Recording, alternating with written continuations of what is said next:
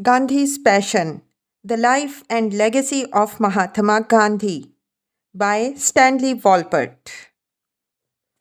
Chapter 2: Dawn in Gujarat. The Mahatma's father, Karamchand Kaba Gandhi, was a man of power and pomp, Prime Minister of the princely Indian state of Porbandar in Gujarat. Kaba was also a man of passion. Taking his fourth wife, the previous three had died. Bhai, then only 15. He was over 40. Their youngest child, Mohandas Karamchand, the future Bapu, was born on October 2nd, 1869. Gandhi was over 50 when his autobiography, which he called The Story of My Experiments with Truth, was published. And though he wrote of his father as a man given to carnal pleasures, his recollection of his mother was of her saintliness and deeply religious nature. Young Mia, as she called him, was mother's darling. He had three older sisters, two of them half sisters, and a doting ayah, nanny, named Rambha, to help mother pamper her little prince. He also had two brothers. Lakshmidas, who was 6 years older, eventually took an Indian law degree and entered Bandar's financial service. Karsan Das, 3 years older, at maturity, enlisted in the police force of the neighboring state of Rajkot. Karsan Das's best friend was the son of the Muslim chief of police, a tall, handsome boy named Sheikh Mehtab, who became young Mohan's, short for Mohandas, first hero, and later his nemesis. When Monia was 7, the Gandhis moved inland from Portbandar's Arabian Sea coastal city to Rajkot state, which was more than 100 miles to the north. His father now served a more powerful Hindu prince, and Monia would soon be enrolled in Rajkot's Alfred High School, where he learned English and cricket.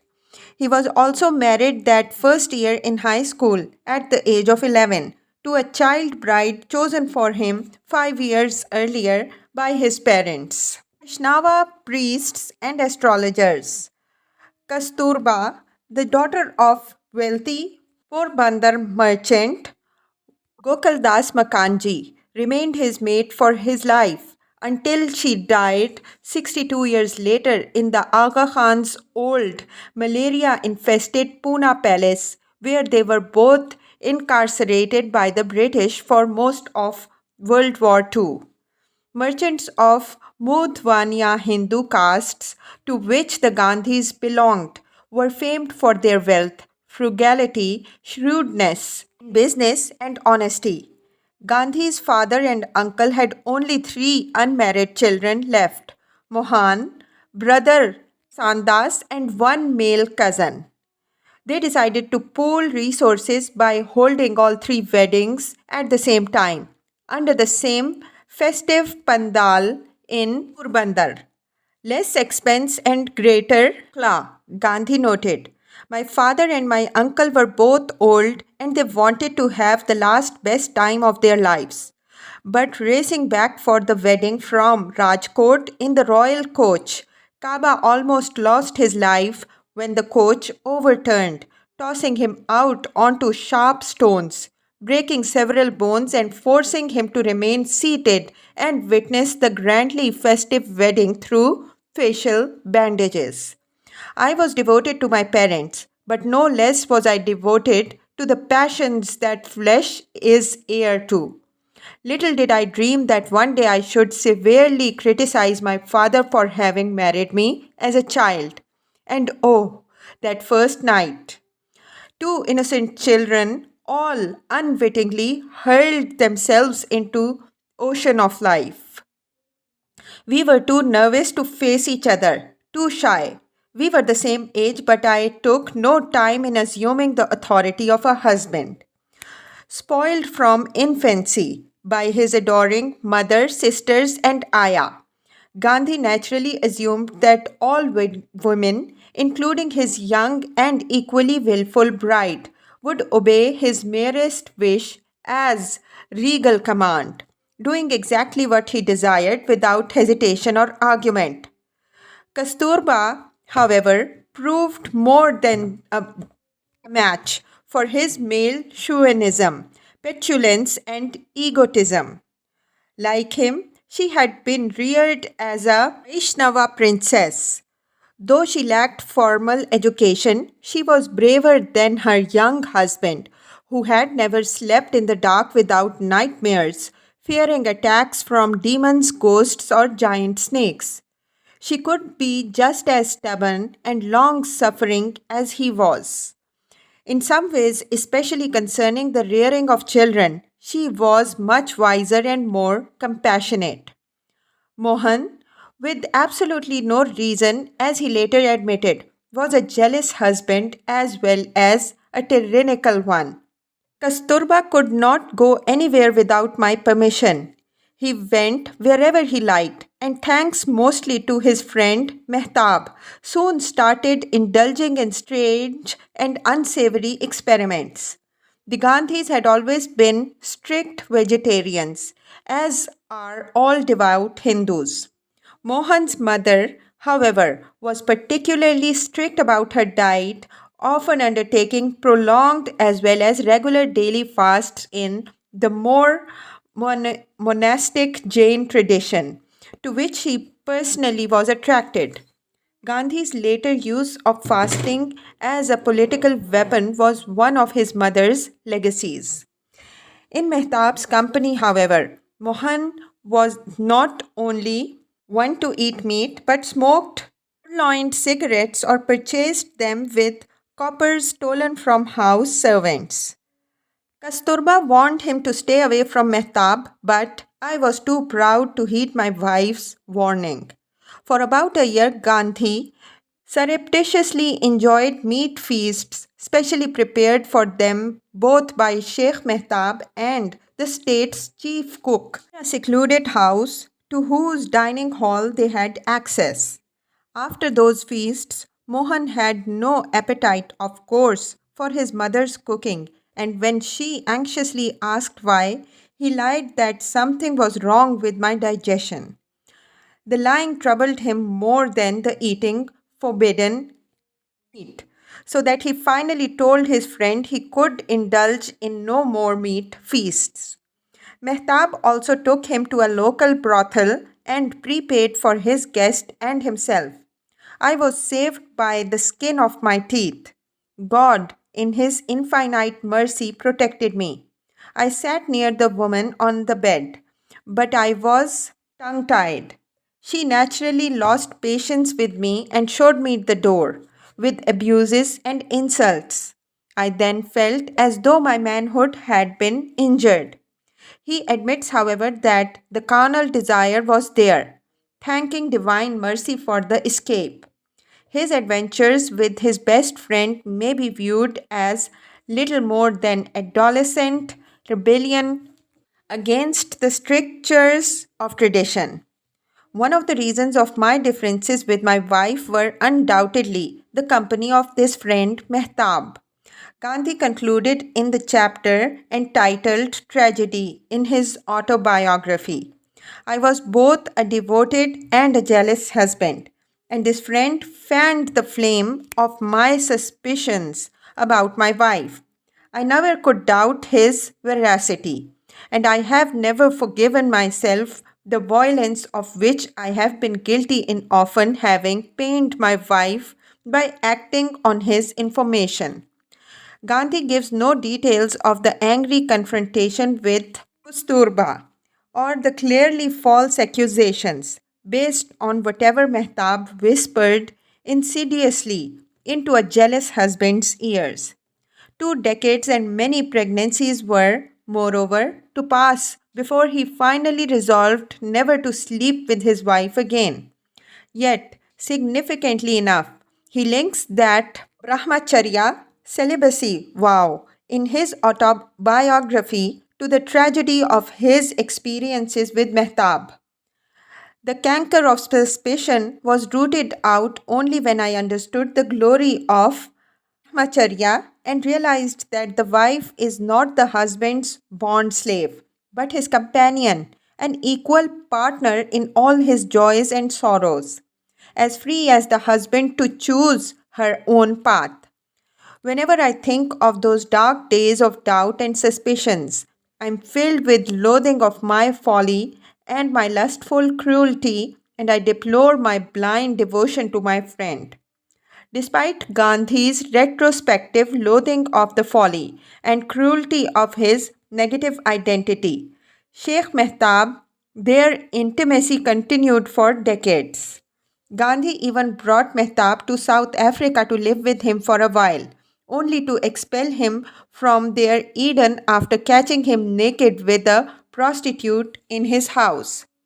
Gandhi's profound problems with his eldest son, Harilal, who would convert to Islam, change his name, and become a drunkard as well as a wastrel, were attributed by psychohistorian Eric Erikson to the boy's identification with Sheikh Mehtab, his saintly father's murdered self. Gandhi's ambivalence towards the powerful influence of his friend certainly remains one of the most puzzling questions about the formation of his complex personality. Young Gandhi's ambivalence towards his own father, of course, was at least equally seminal in nourishing the roots of his remarkable evolution from Monya to Mahatma. Monya was only 15 when I stole a bit of gold out of my meat eating brother's omelette. Brother Karsan Das had run up a debt of some 25 rupees for the meat eating habit he, Monya, and Mehtab all enjoyed. The soft, solid gold of Karsandas' omelette was not difficult to clip. Gandhi recalled, and the small bit of gold he clipped paid off their debt, but left its weight in growing feelings of guilt. I did not dare to speak. Not that I was afraid of my father beating me. No, I do not recall his ever having beaten us. I was afraid of the pain that I should cause him. So I resolved to make a clean confession in written form, trembling as I handed the confession to my father. He was then suffering from a fistula and was confined to bed.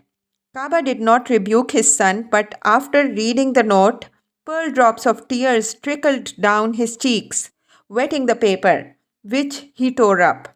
I also cried, Gandhi recalled. I could see my father's agony, still so vivid in my mind. To Gandhi, those paternal pearl drops were an object lesson in ahimsa, the non violence or pure love that was to become equated in his heart with God, the greatest force for good. There is no limit to its power, Gandhi believed, but indicative of how surprised he was to find it in Kaaba. He added, this sort of sublime forgiveness was not natural to my father. The reason, he finally decided, was due to my clean confession, combined with the promise never to commit the sin again, the purest type of repentance. Soon after that incident, Mohan was nursing his sick father, massaging his legs. Having just given him medicine, suddenly he felt feelings of carnal lust for his then pregnant wife. Kaba was so sick that his brother had come specially to see him that night and relieved young Mohan at about 11 p.m. I was glad and went straight to the bedroom. My wife, poor thing, was fast asleep. I woke her up. In 5 or 6 minutes, however, the servant knocked. Father is very ill. I knew, of course, so I sprang out of bed. What is the matter? Do tell me. Father is no more. I felt deeply ashamed and miserable. I ran to my father's room. If animal passion had not blinded me, I should have been spared the torture of separation from my father during his last moments. It was a blot I have never been able to efface or forget. Worse, Mohan's child lived no more than 4 days. Erikson, following Kierkegaard's analysis of the lives of the spiritual innovators, calls this the curse of Gandhi's life. The account with his father could never be settled, leaving a lifelong existential debt. That double shame, as Gandhi called it, linking his father's death to that of his first child, always remained in his mind the product of carnal lust, helping to explain his passionate preoccupation with Brahmacharya, upon which he focused intently during the last years of his life. My meaning of Brahmacharya is this.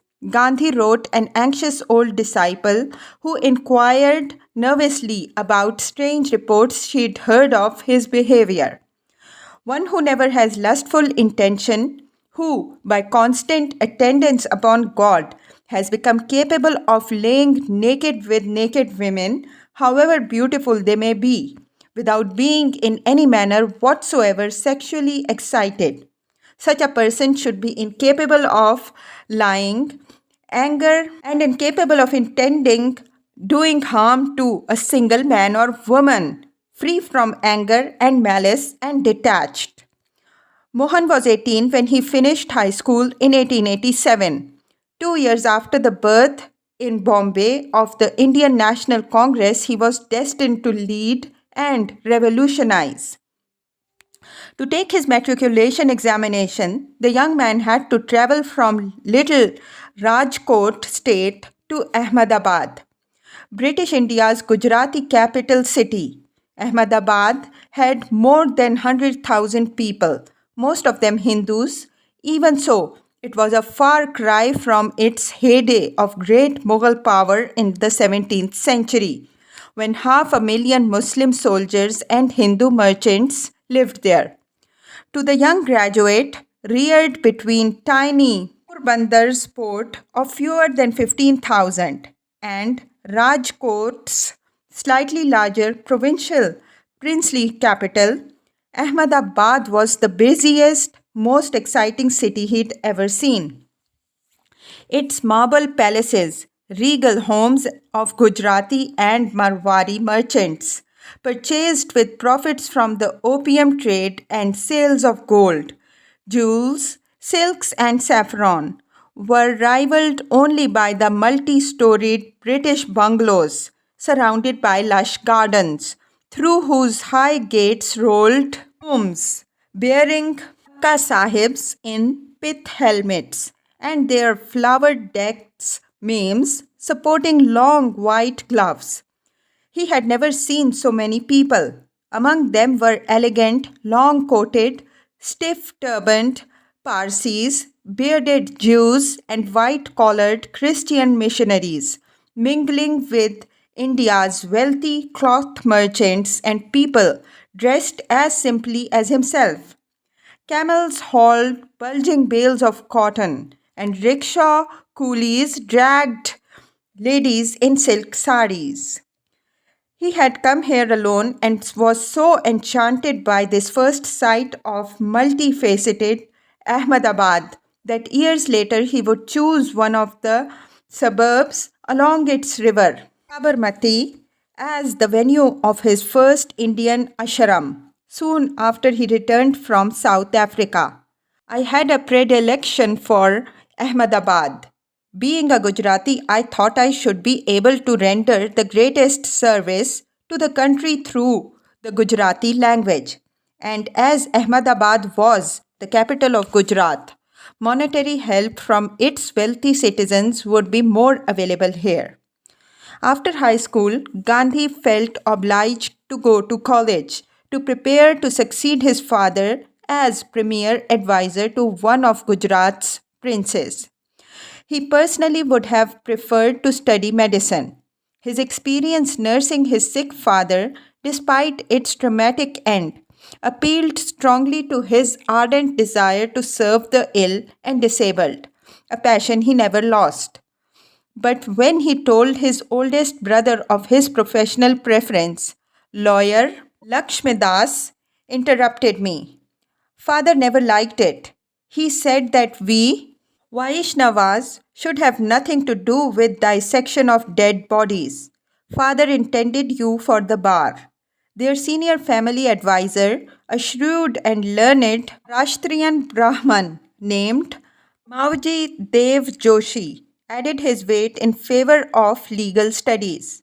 A medical degree will not make a Diwan, Prime Minister of you. It is the wisest thing to become a barrister.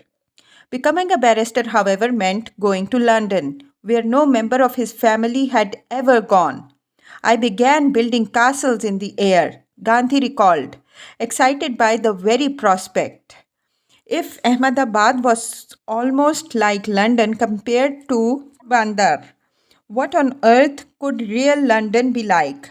Queen Victoria's fabled world capital with its population of more than 5 million. I had a secret design in my mind of coming here to satisfy my curiosity of knowledge what London was.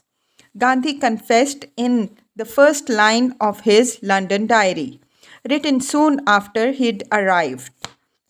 To reach London, however, he first had to go to Bombay, British India's commercial capital and western gateway port, to and from which the giant P&O liners steamed each month.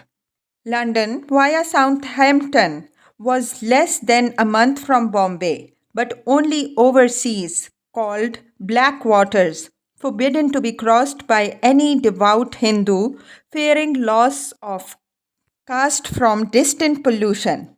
The elder members of the Gandhi's Modhvania caste would meet in Bombay, were shocked by the proposal of one of their young men who dared express his wish to cross the dark and polluted waters to so sinful a destination of beef eaters and wine drinkers as London.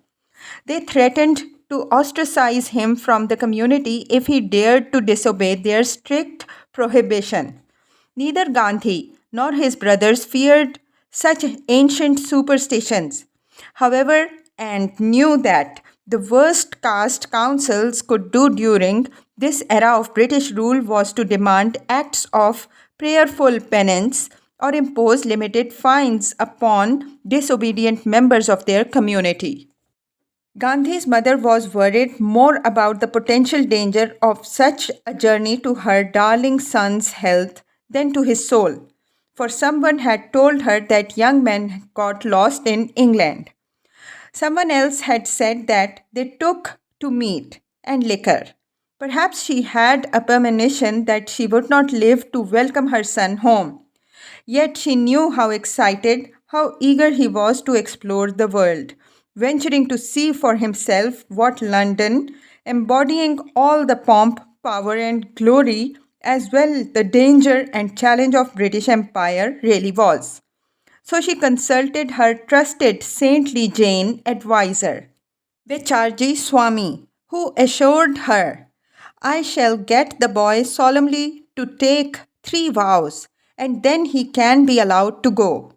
Gandhi vowed never to touch wine, women, or meat in London, after which his tearful mother gave him her farewell blessings. To Mohandas Gandhi's provincial eyes, London would open up the world. Without living in London, he may well have succeeded to his father's political power over princely states like Rajkot and Porbandar. He might even have climbed a rung or two higher in Gujarat or Bombay, but hardly more than that. After London, however, the entire world, including all of Westminster's mighty towers, would open wide, accessible to his curious mind, eager heart, and great soul. Chapter 3, The Impact of Victorian London. Gandhi reached Southampton on a Saturday. It was September 29th, 1888, 3 days before his 19th birthday. The SS Clyde tied up at the new Tilbury docks, and young Mohandas was the only one of its more than 100 passengers to disembark in white flannels, handing keys to his luggage kit to Brindley and Company's waiting agent, who failed to warn him that nothing could be delivered to his room at the Grand Hotel Victoria until Monday. Dressed as he was for Bombay's summer rather than London's fall, Gandhi felt cold and exasperated. He had written ahead to several of his father's friends, however, and one of them, Dr. P.J. Mehta, called on him Saturday soon after he reached his elegant hotel on Cumberland Avenue. Fascinated by Mehta's gleaming top hat, Gandhi passed my hand over it the wrong way and disturbed the fur.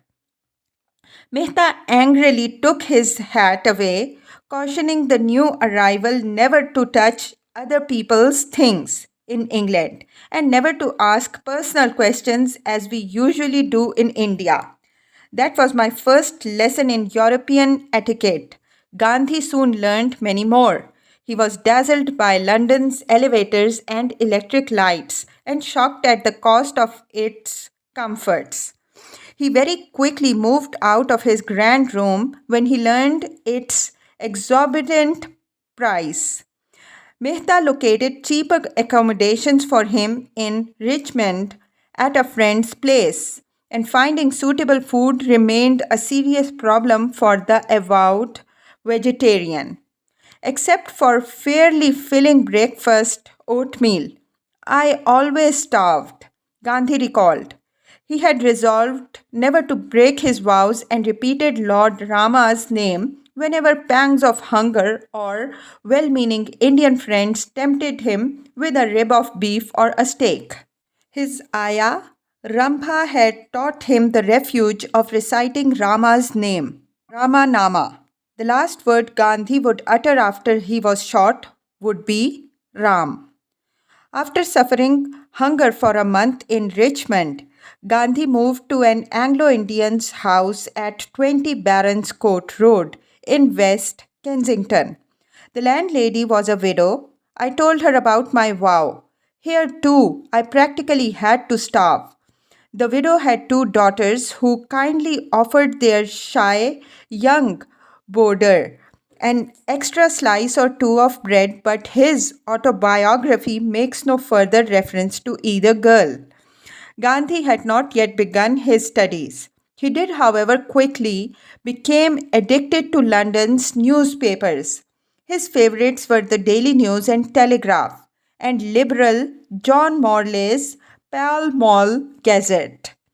He also wandered far and wide in search of a vegetarian restaurant, which he finally found on Farringdon Street, enjoying my first hearty meal since my arrival in London. There were books on vegetarianism for sale as well at that Oasis restaurant, including H.S. Salt's Diatribe, a plea for the vegetarianism, and a weekly journal, The Vegetarian, to which Gandhi subscribed and would contribute several articles, his first published work, before leaving London. The Vegetarian Society, which Gandhi joined and to whose executive committee he was soon elected, became his most vital link to London's Victorian social life. Vegetarianism introduced him to many English friends who opened their homes and hearts to this shy young man. Several of them would remain in touch with him years after he left London in 1891, supporting his political passions as well as culinary faith they shared. More than twice the size of Paris and New York at this time, London was world's largest, most modern metropolis, housing people from every nation on earth, including some 200 Indians, most of whom studied either business or law. Gandhi could have confined himself to the society of fellow Gujaratis like Mehta and his friend Sukla, and might have spent time with that grand old man of India's National Congress, Parsi Dadabhai Nauroji. He carried a letter of introduction to Dadabhai but chose to use it only on the eve of his departure from London. Popularly known in England as Mr. Narrow Majority, after his 3 vote majority election to the House of Commons in 1892, Dadabhai would preside over India's National Congress no less than 3 times. Young Muhammad Ali Jinnah, who was to reach London just 2 years after Gandhi left it, would volunteer to help Dadabhai's campaign, keenly cultivating his friendship and support, becoming his political secretary. But Gandhi showed little interest in politics as yet, preoccupied as he was with vegetarianism and religious philosophy.